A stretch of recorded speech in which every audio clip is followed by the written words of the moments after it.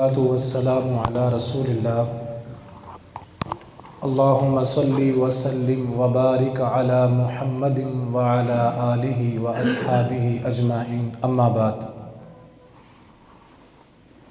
آج جو حدیث آپ کے سامنے بیان کرنی ہے، یہ حدیث المستدرک للحاکم کے اندر موجود ہے۔ امام الانبیاء خاتم النبیین جناب محمد الرسول اللہ صلی اللہ علیہ وآلہ وسلم نے فرمایا، سیصیب امتی داء الامم، ان قریب وہ وقت آنے والا ہے کہ میری امت میں پہلی امتوں والی برائیاں اور بیماریاں پیدا ہو جائیں گی، اور یہ وہ بیماریاں ہیں، وہ گناہ ہیں جن کی وجہ سے قومیں اور علاقے تباہ ہوئے تھے۔ حدیث میں اللہ کے پیغمبر علیہ السلام نے پہلی امتوں کے 6 گناہ اور 6 بیماریاں ذکر فرمائیں۔ بیان کرنے سے پہلے دعا کرتا ہوں، اگر میں اور آپ ان 6 گناہوں سے بچے ہوئے ہیں تو اللہ ہمیں بچائے رکھے۔ اگر ان میں سے کوئی گناہ ہمارے اندر پایا جاتا ہے تو اللہ ہمیں اس گناہ سے تائب ہونے کی توفیق عطا فرمائے۔ پہلی امتوں کی بیماریاں، پہلی امتوں کے گناہ، جن بیماریوں اور گناہوں نے پہلی امتوں کو تباہ و برباد کر دیا۔ پہلا گناہ العشر، شوخی مارنا، اپنی چادر سے بڑھ کے پاؤں پھیلانا۔ گھر میں چاہے کھانے کے لیے ایک وقت کی روٹی نہ ہو، لیکن باہر دنیا کو دکھانے کے لیے شوخی مارنا۔ کئی ایسی امتیں گزری ہیں جن میں شوخی مارنے کی بیماری تھی، خود پسندی تھی، تو اللہ نے اس قوم کو ہلاک کر دیا۔ جہاں اللہ نے رکھا ہے اسی حالت میں بندے کو رہنا چاہیے۔ جتنے وسائل ہوں، جتنی طاقت اور گنجائش ہو، اسی کے مطابق قدم اٹھانا چاہیے۔ کتنے ایسے مسلمان ہیں، طاقت تھوڑی ہوتی ہے لیکن خوشی کے موقع پہ بڑا قدم اٹھاتے ہیں، چاہے ساری زندگی قرض ادا کرنے میں گزر جائے۔ اور صحابہ کی کیفیت کیا تھی؟ جناب جابر، سب کہے رضی اللہ تعالی عنہ، مدینے میں رہتے تھے، صحابی تھے، باپ بھی صحابی۔ جناب جابر کے باپ جنگ کے اندر شہید ہو گئے اور جابر اکیلا بھائی ہے۔ گھر میں 9 کنواری بہنیں جوان بیٹھی ہیں۔ جناب جابر رضی اللہ تعالی عنہ کنوارے تھے، باپ فوت ہو گیا، بہنیں گھر میں جوان ہیں۔ جناب جابر نے اپنی طاقت اور وسائل کے مطابق شادی کی۔ شادی میں اللہ کے پیغمبر کو دعوت نہیں دی، طاقت نہیں تھی۔ اپنے چچا تایا 2-4 بندے لیے، نکاح لے آئے، دلہن لے آئے، شادی ہو گئی۔ اللہ کے پیغمبر کو ملے، اللہ کے پیغمبر علیہ السلام نے پوچھا، جابر شادی کر لی ہے؟ فرمایا جی اللہ کے نبی، جتنی طاقت تھی اس کے مطابق شادی کی، اپنے گھر کے 2-4 بندے لیے، نکاح لے لیا، میرے نبی ناراض نہیں ہوئے، ناراض نہیں ہوئے۔ یہاں بیچارہ غریب شادی کرتا ہے، طاقت تھوڑی بھی ہے، اس کو پورا علاقہ، سارا خاندان اکٹھا کرنا پڑتا ہے۔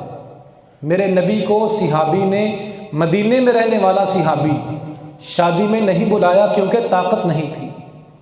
جتنے وسائل تھے، جتنی طاقت تھی، اس کے مطابق 2-4 بندے لیے، شادی کر لی، اپنا گھر آباد کر لیا، شوخی سے اپنے آپ کو بچا کے رکھا۔ اور ہماری حالت، جس میں میں بھی شامل ہوں، آپ بھی شامل ہیں، کہیں بیٹی کی خواہش، کہیں بیوی کی خواہش، وسائل نہیں، طاقت نہیں، کوئی بات نہیں، قرضہ اٹھاؤ، لیکن لوگوں کو پتہ چلنا چاہیے۔ دین ہمیں سکھاتا ہے جتنے اللہ نے وسائل دیے ہیں انہی کے مطابق انسان کو قدم اٹھانا چاہیے، اپنے آپ کو شوخی سے انسان بچا کے رکھے۔ دوسرا گناہ جس نے پہلی امتوں کو ہلاک اور برباد کیا، البطر، غرور اور تکبر کرنا۔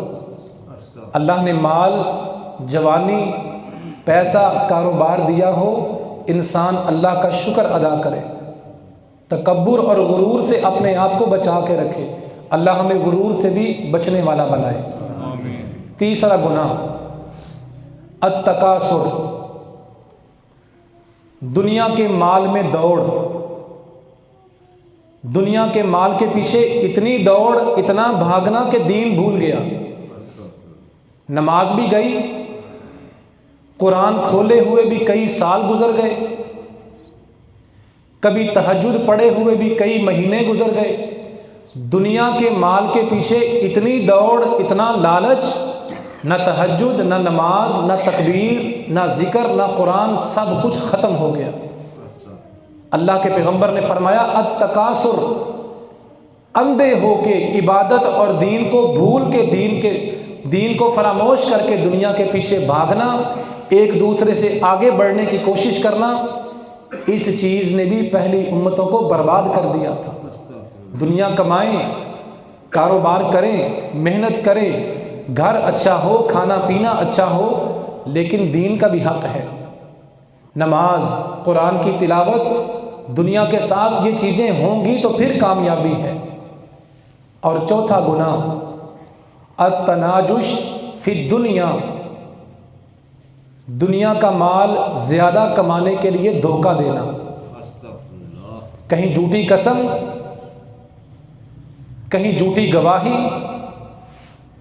کہیں لین دین میں فراڈ اور غلط بیانی، سودے بازی کرتے ہوئے، لین دین کرتے ہوئے جھوٹ اور کذب اور غلط بیانی۔ اللہ کے پیغمبر نے فرمایا دنیا کا مال کمانے کے لیے جو بندہ جھوٹ بولتا ہے، دھوکہ دیتا ہے، فراڈ کرتا ہے، وہ سمجھ لے یہ وہ گناہ ہے کہ جس نے پہلی امتوں کو برباد کر دیا تھا۔ کاروبار کریں، لین دین کریں، صاف اور سچا اور کھرا کریں، تجارت اور کاروبار ہو، دھوکے سے پاک ہو، پھر برکت ہوگی۔ اور پانچواں گناہ التباغض، جس نے پہلی امتوں کو برباد کیا، مسلمان کا اپنے مسلمان بھائی کے بارے میں بغض اور نفرت کرنا، چھوٹی چھوٹی باتوں پہ نفرت، دل میں غصے اور کینے پال کے ساری عمر اسی کینے میں گزار دینا، سلام کلام ملنا جلنا ختم کر دینا۔ آخر اللہ کے پیغمبر نے کوئی معاف کرنا بھی بیان کیا ہے، اللہ کے پیغمبر نے نمونہ بن کے دکھایا، لوگوں کو معاف کرنے کے آداب سکھائے۔ میرے نبی کے سگے چچا کا قاتل آپ کے سامنے آ گیا، ہاتھ جوڑ کے معافی مانگ رہا ہے، اور کون تھا وہ؟ جس نے نبی کے سگے چچا کے جسم کے ٹکڑے کیے تھے۔ صحابی کہتا ہے میری آنکھوں نے دیکھا جناب حمزہ رضی اللہ تعالی عنہ کی میت پڑی تھی، گلے سے لے کے ناف تک سینہ کٹا اور چیرا ہوا تھا، اور نبی کے چچا کے چہرے پر آنکھیں نہیں تھیں، آنکھیں نوچ کے نکال دی گئی تھی، اور کان کاٹ کے جسم سے الگ کر دیے گئے تھے۔ حالت یہ تھی، نبی کی سگی پھوپھی اپنے بھائی کی میت کو دیکھنے کے لیے دوڑی، میرے نبی نے صحابہ کو دوڑا دیا، کہا پھوپھی کو روک دو، منع کر دو، اپنے بھائی کا چہرہ دیکھ کے برداشت نہیں کر پائے گی، میت اور چہرہ دیکھنے کے قابل نہیں ہے۔ وہ قاتل میرے نبی کے سامنے آیا، معافی مانگی، کہا لا تثریب علیکم اليوم، چچا کے قاتل تجھے معاف تو کر دیا ہے، لیکن جب میری مجلس میں بیٹھے تو میرے پیچھے بیٹھا کر، تیرا چہرہ دیکھتا ہوں مجھے چچا کا پیار یاد آتا ہے۔ لیکن آج چھوٹی چھوٹی بات پہ جھگڑا، سگے خونی رشتے ختم، بہن گئی بھائی گیا، میل جول ختم، رب کا خوف تو باقی رہا ہی نہیں، رشتوں کا حیا اور تقدس مٹ چکا ہے۔ میرے نمازی بھائیوں، نماز کی طرح بہت بڑی نیکی لوگوں کو معاف کرنا بھی ہے۔ جب نبی نے سگے چچا کے قاتل کو معاف کیا ہے، میں اور آپ اسی نبی کے امتی ہیں، لوگوں کی خطاؤں کو معاف کرنا سیکھیں اور دعا کیا کریں اللہ ہمیں ایسے دل اور حوصلے عطا کرے کہ جس کی وجہ سے ہم لوگوں کی خطاؤں کو معاف کر دیا کریں۔ اور چھٹا اور آخری گناہ جو اللہ کے پیغمبر علیہ السلام نے بیان کیا، التحاسد، مسلمان کے مال یا نعمت کو دیکھ کے حسد کرنا۔ اس حسد کی آگ میں پھر بندہ مسلمان بھائی کو نقصان پہنچاتا ہے، کبھی جادو کر کے، کبھی تعویذ کر کے، کبھی اس کے بارے میں زبان غلط استعمال کر کے، کبھی اس کے حق پہ قبضہ کر کے۔ مقصد یہ ہے، اندر حسد کی آگ لگی ہے، اس حسد کی آگ کو بجھانے کے لیے مسلمان بھائی کو تکلیف دیتا ہے۔ فرمایا یہ حسد اتنا بڑا گناہ ہے کہ اس نے پہلی امتوں کو برباد کر دیا تھا۔ میں اور آپ دعا کریں اللہ ہمیں ان 6 گناہوں سے، ان برائیوں سے اور ان خطرناک جرائم سے محفوظ فرمائے۔ اللہ ہمیں حسد سے اور بغض سے محفوظ فرمائے۔ اللہ ہمیں توفیق عطا فرمائے کہ جس طرح دنیا کے کاروبار اور محنت کرتے ہیں ہم عبادت کا حق بھی ادا کریں، اور اللہ ہمیں معاف کرنے والے دل عطا فرمائے۔ اللہ ہمیں تکبر اور شوخی سے محفوظ فرما کے دلوں کی عاجزی، انکساری اور تواضع عطا فرمائے۔ یا رب لک الحمد حمدا کثیرا طیبا مبارکا فی، لا الہ الا انت سبحانک انی کنت من الظالمین۔ اللہم صلی وسلم وبارک علی محمد وعلی آل محمد۔ اللہ تیرے نبی کا فرمان سنا ہے، حدیث سنی ہے، اس حدیث میں جو گناہ بیان ہوئے ہم سب کو ان گناہوں سے محفوظ فرما۔ میرے اندر یا سامعین کے اندر اگر کوئی گناہ یا عیب ہے، اے اللہ اس کو دور کر دے۔ اے اللہ ان گناہوں سے، ان بیماریوں سے ہمارے ظاہر اور باطن کو پاک کر دے۔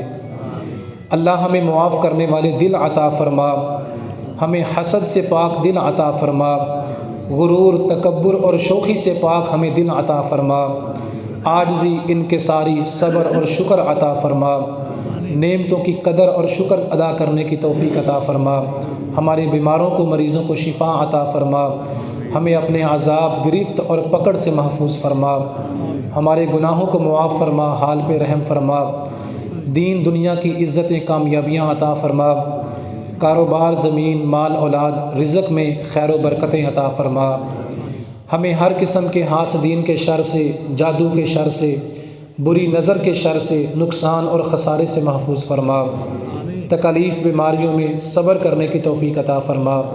صلی اللہ وسلم وبارک علی محمد وآلہ واصحابہ اجمعین یا ارحم الراحمین۔